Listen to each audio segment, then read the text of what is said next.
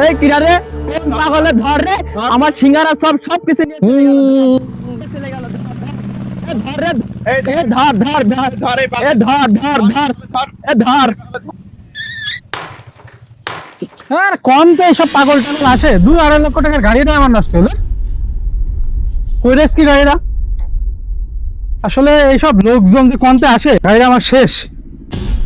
2-2.5 লক্ষ টাকার গাড়িটা, এই গাড়িটা করলি কি? দেখ গাড়িটা করলি কি? আরে এটা আমারই ছোট ভাই।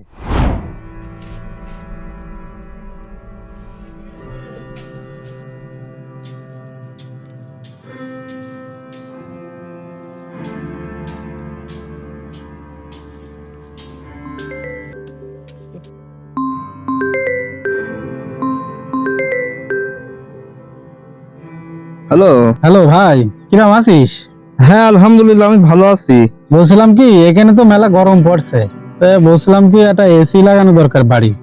আমি তো তোর আগেই বলছিলাম যে প্রত্যেকটা রুমে একটা করে এসি লাগাতে। সৌদি আরবে থেকে থেকে আসলে আমারও তো অভ্যাস হয়ে গিয়েছে।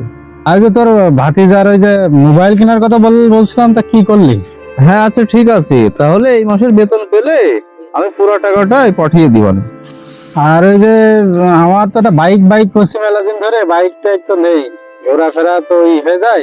কিছু টাকা পয়সা যদি গ্যাপ থাকে তাহলে ওখান থেকে নিয়ে পাঠিয়ে দিবান। ও আচ্ছা ঠিক আছে। আচ্ছা ঠিক আছে ভাই, ভালো থাকিস। আচ্ছা তাহলে ভালো থাকিস।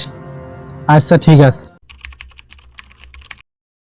তুই বাড়ি করলি ভাই আমার টাকায়, তোর ছেলের ফোন কিনে দিলি আমার টাকায়, ব্যবসা করলি আমার টাকায়, আর এখন বলছিস আমার কিছুই নেই। এই তোর আমি ঠকাইছি মানে? মা সব সম্পত্তি আমার নামে লিখে দিয়েছে, আমি কি করবো? মা কখনোই এমন কাজ করতে পারে না, সেটা আমি খুব ভালো করে জানি। শোন, আমি মা সবসময় দেখাশোনা করি, এই জন্য মা এমনটাই করেছে, এখানে আমার কিছুই করার নেই। আমি কি আমার মায়ের জন্য কিছুই করিনি?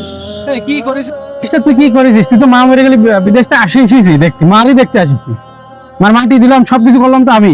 আমি বিদেশ ছিলাম ভাই, চাইলেই তো সেখান থেকে আসা যায় না।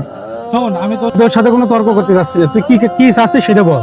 তুই আমার প্রাপ্য ভাই আমাকে বুঝিয়ে দে। আমি বিদেশ থেকে কষ্ট করে যে টাকা পাঠাইছি সে টাকাগুলো আমার বুঝিয়ে দে। সম্পত্তি ছিল সেগুলো বেঁচে তোর বিদেশ পাঠালাম, বিদেশ পাঠানোর পর তুই যা টাকা পাঠাইছিস সেগুলো জমি কিনে মার নামে ছিল, মা সেই জমি আমার নামে লিখে দিয়েছে।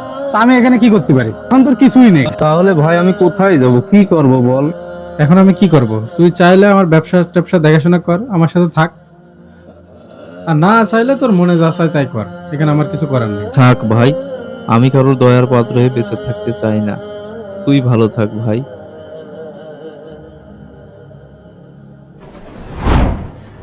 আরে ভাই ছেড়ে দেন না, ও তো পাগল মানুষ, ও তো কারোর ক্ষতি করে না। মারছেন কেন? ও ক্ষতি করে আপনি জানেন? ও আমার সিঙ্গারা পরিনে দৌড় মেরেছে। ভাই পাগলের মনে হয় খিদে লাগছিল তাই নিয়েছে। কয় টাকারই বা জিনিস নিয়েছে আপনার? আরে ভাই সকালবেলা মুডটা নষ্ট করে দেন। ভাই আপনি জানেন লোকটা পাগল হলে কি করে? আমি যতটুকু জানি, ওর বড় ভাই ওর ঠকিয়েছে।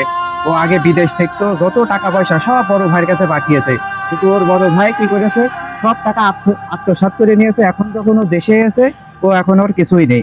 এই শোকে ও রাস্তায় হাঁটতে হাঁটতে একদিন অ্যাক্সিডেন্ট করে, তারপরও অ্যাক্সিডেন্টের পর থেকে পাগল হয়ে যায়। সব পাগলই জন্ম থেকে পাগল হয় না, কিছু মানুষ আপনজনের দেওয়া আঘাতে পাগল হয়ে যায়। আর মনে রাখবেন, আপনি যে সম্পত্তি অবৈধভাবে আত্মসাৎ করছেন, কাল কিয়ামতের ময়দানে সেই সম্পত্তি আপনার কাঁধে বেড়ি বাঁধিয়ে ঝুলিয়ে দেওয়া হবে। তাই কখনো ওয়ারিশগণকে ফাঁকি দিবেন না।